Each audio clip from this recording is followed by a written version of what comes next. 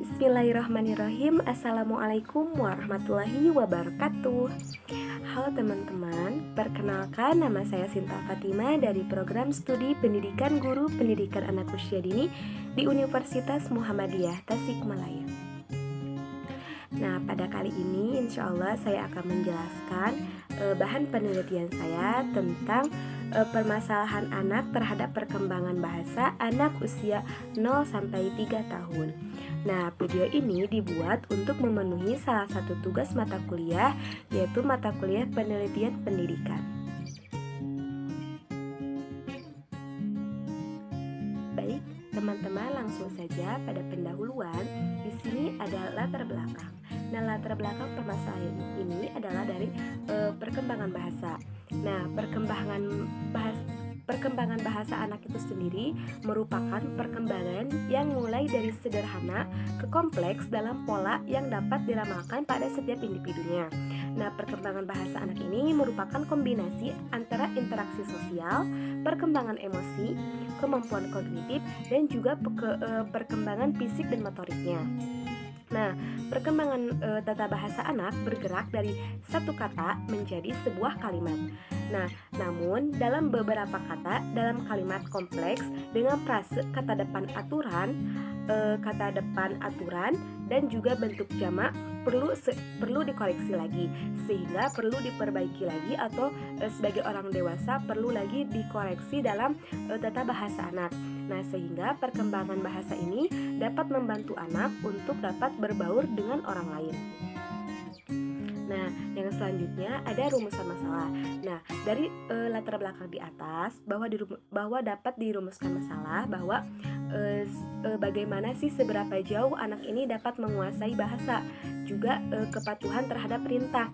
Kan ada anak yang tidak tahu apa yang dimaksudkan oleh orang dewasa tersebut, sehingga anak itu masih berpikir, ini ibu saya nyuruh apa ya, ini dia nyuruh apa ya sama saya gitu. Dia gak tahu, soalnya dia belum mengerti dari apa yang orang lain katakan atau apa yang orang lain perintahkan. Nah, tujuan dalam penelitian ini adalah untuk mengetahui sejauh mana anak itu menguasai bahasa dan juga sejauh mana anak itu menguasai kepatuhan terhadap perintah. Nah, dalam berbahasa, sejauh manakah anak ini dalam berbahasanya atau dalam menguasai bahasanya, juga sejauh mana anak ini dapat melaksanakan perintah dari orang lain. Nah, yang selanjutnya ada pun teori yang mendukung, yaitu menurut jurnal dari Wardana dan Prajamukti 2013, dalam penggunaan bahasa, pemerolehan bahasa ini dikaitkan dengan penguasaan sesuatu bahasa tanpa disadari ataupun dipelajari secara langsung. Nah, maksudnya itu tanpa melalui pendidikan secara formal untuk mempelajarinya.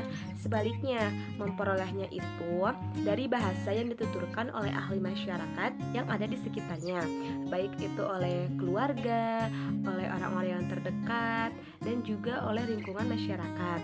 Nah, sedangkan perkembangan bahasa seseorang merupakan sebuah proses yang dimulai dari kehidupan awal manusia.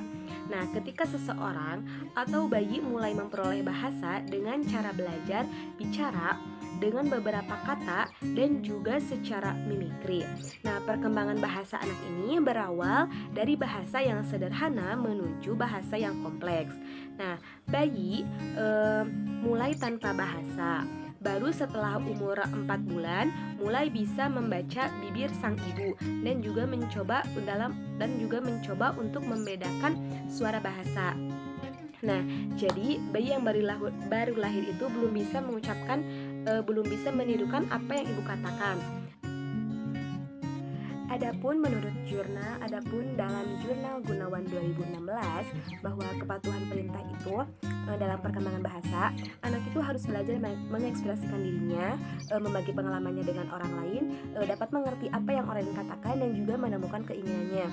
Nah, sehingga dengan seperti itu anak itu akan terbuka apa yang dirasakan oleh anak, apa yang anak itu rasakan, apa yang anak itu telah telah lakukan atau apa yang anak itu telah dilalui.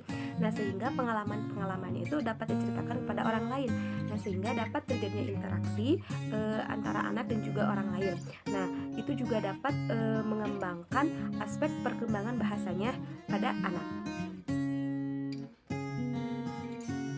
Nah, selanjutnya metode yang digunakan dalam penelitian ini adalah dengan cara metode kualitatif, yang mana kualitatif ini bersifat subjektif.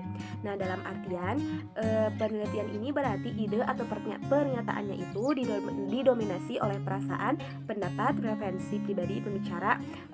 Ide ataupun pernyataannya tersebut merupakan hasil intervensi terhadap kebenaran atau realita dari sudut pandang pembicara yang menginformasikan dan juga mempengaruhi penilaian orang dan selalu bias. Nah, ide atau pernyataan yang subjektif ini bisa berupa keyakinan, opini, rumor, asumsi, kecurigaan yang dipengaruhi oleh sudut pandang pembicara. Nah, dalam hal ini saya melakukan wawancara dan juga observasi langsung pada anak dan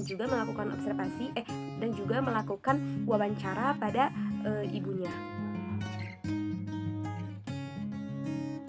Nah, teman-teman dapat ditarik kesimpulan bahwa setelah dilakukan penelitian ini bahwa anak itu sudah mulai dapat mengerti beberapa bahasa, namun harus dijelaskan karena anak belum mengerti dari apa yang dikatakan atau dari perkata yang telah diucapkan oleh orang lain. Nah, juga anak itu sudah mengerti apa yang orang lain perintah, namun anak masih kebingungan. Anak itu harus melakukan apa dan harus bagaimana. Nah, sehingga masih perlunya perkembangan bahasa yang berlanjut dan juga masih harusnya menstimulasi perkembangan bahasa sehingga anak mampu menguasai bahasa dan juga mengerti tentang kepatuhan dalam perintah. Nah, teman-teman, mungkin itu saja dari saya. Mohon maaf bila ada kekurangan dan kelebihannya. Sekian dari saya. Terima kasih. Wassalamualaikum warahmatullahi wabarakatuh.